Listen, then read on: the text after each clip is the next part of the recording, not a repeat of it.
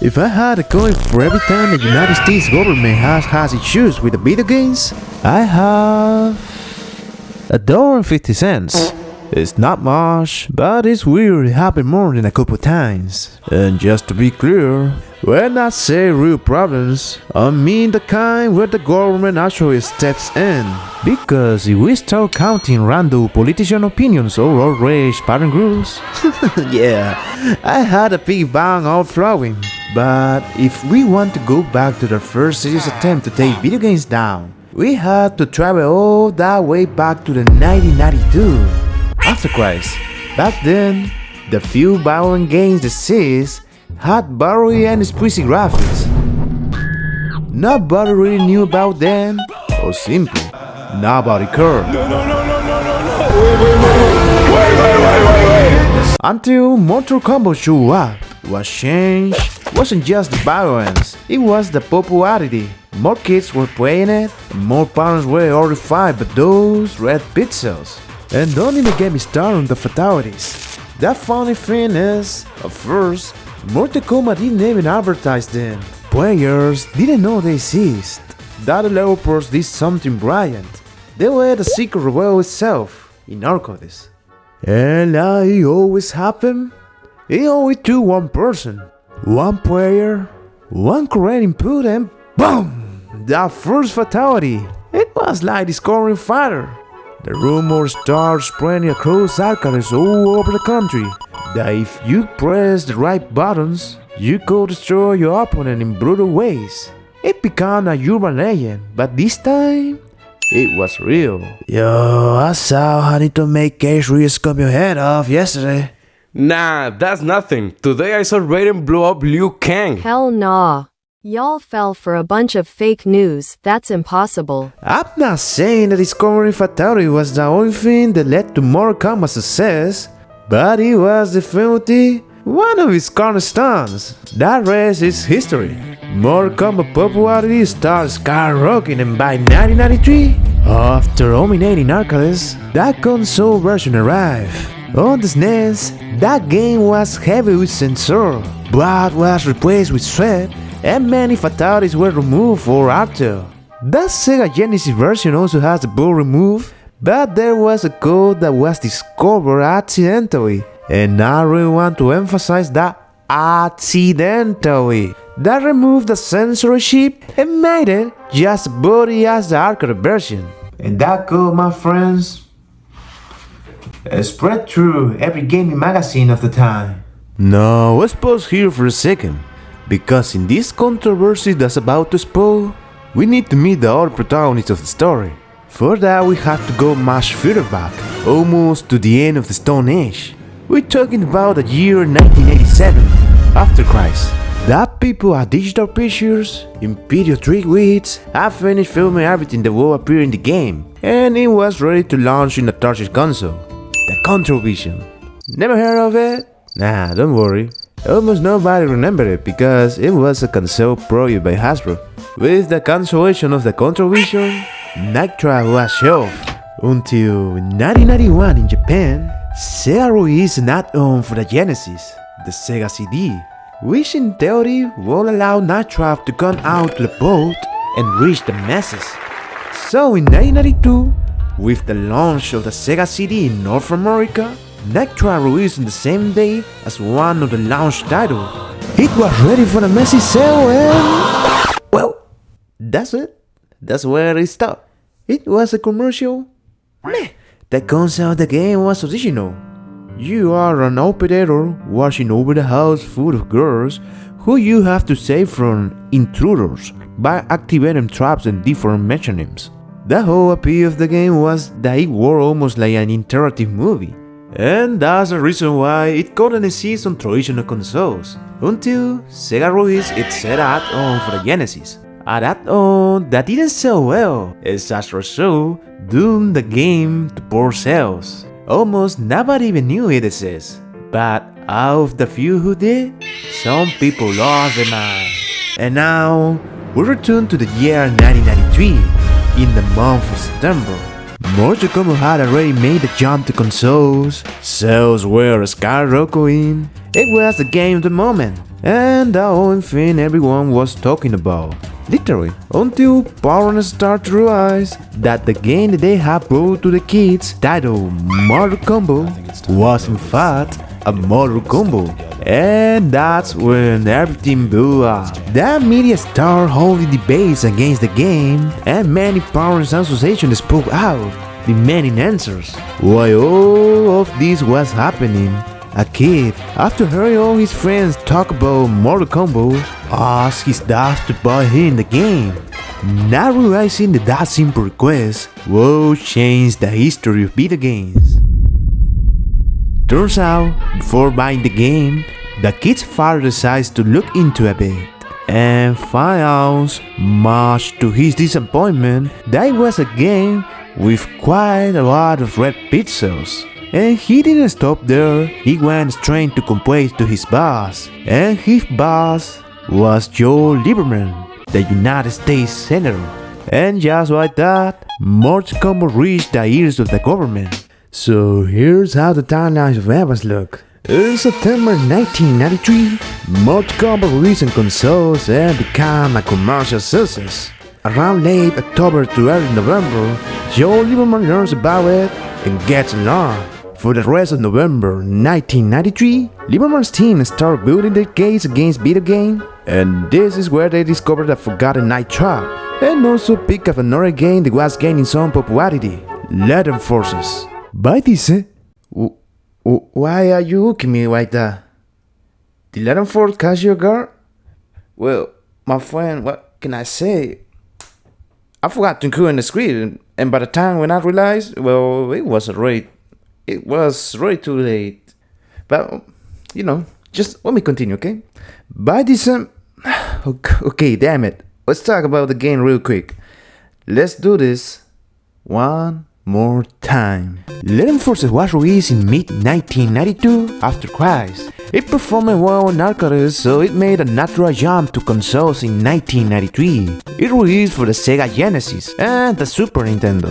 Important detail, very important. The arcade version was played with guns, so on console, it also came with guns. By November 1993, Senator Joe Lieberman's teams began to study it, because they are already preparing a case against the video games, and that's it. Now, yes, finally we return to December 1st, 1993. Joe Lieberman hosts a press conference where he expressed his concern about the growing violence in video games, and is there in front of all the journalists that he exposed Mortal Kombat and Night Trap. And of course, he carefully chooses the worst possible moments, the worst frames, making video games look real bad. I'll leave you with a small part of the conference where we can hear the heartbreaking testimony of an unfortunate person who had to witness the violence of Mortal Kombat. So when I saw this particular, it was Mortal Kombat that I saw, I just could not believe that anyone would go that far. Now, I'm not a naive person. I've been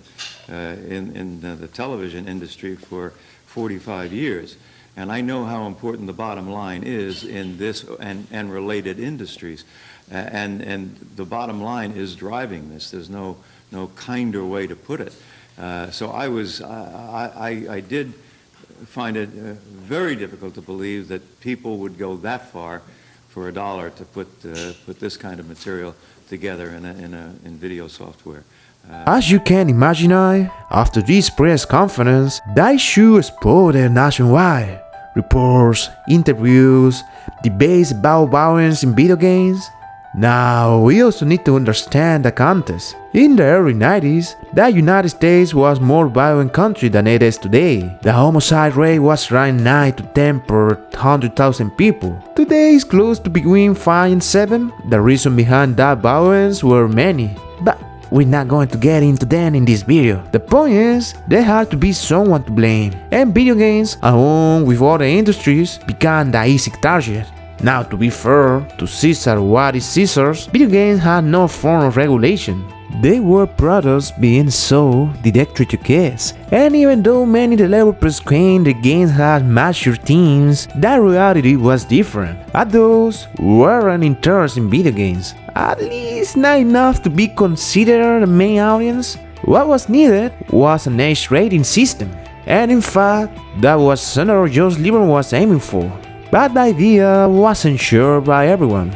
Anyway, after the press conference, a hearing for the industry is announced in the following days, and we arrive at December 9, 1993. This is where the climax of the video games. Nintendo and Sega, as the main representatives of the industry, join forces to face the United States government. For a brief moment, Nintendo and Sega fans were on the same side, wanting for a common good. Of course, that didn't last long because as soon as the hearing started, the Senate began to apply pressure. Each side tried to say their own scheme. Now, during the hearing, the Senate once again used clips that were pretty hard to defend. You know, imagine not being a Sega representative and having to argue that Night Trap is not a game that promotes violence, that in fact, you are a security guard and your mission is to save the girls. But of course, this guy's coming and show a clip completely out of the context, and you end up looking like a psychopath.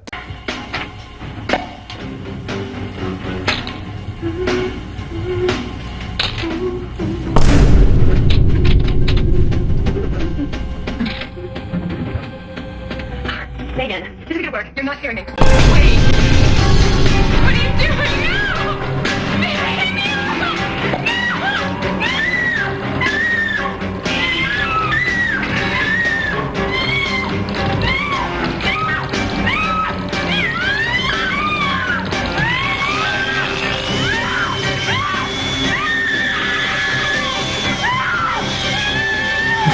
Yeah, pretty hard to defend.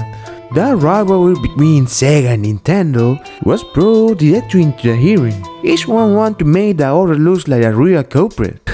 Look, there are the little guns from Legend Forces. Sega had a clear defense strategy. It presented itself as a platform for all age, from kids to adults, and to reinforce the image, it claimed to be pioneer in implementing age rating for its games. That problem is that right after presenting that defense, they were called out.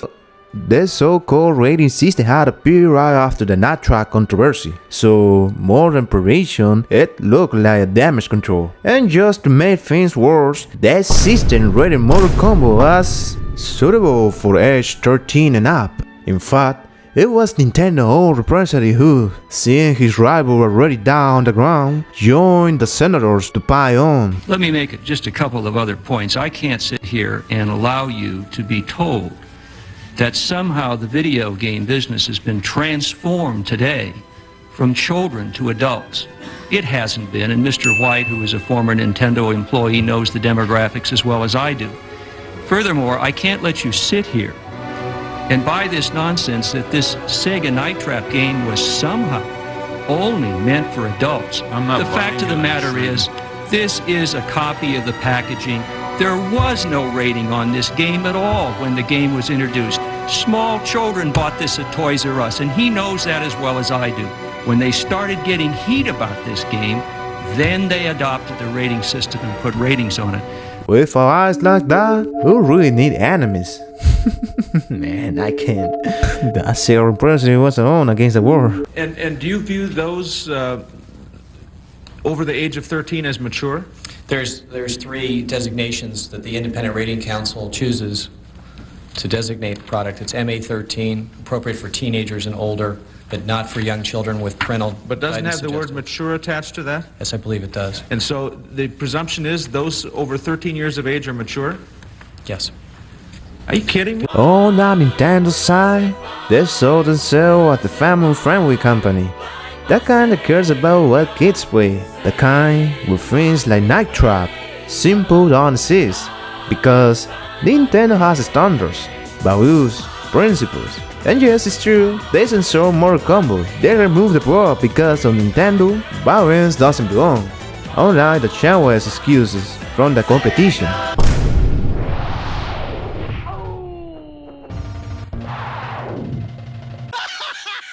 In the end, this hearing made several things clear. First, the industry wasn't regulating itself properly, and it had to do it now, or the government would do it for them. Second, a standard rating system was necessary for the entire industry, and by the way, not run by Sega. Third, everyone hates Sega.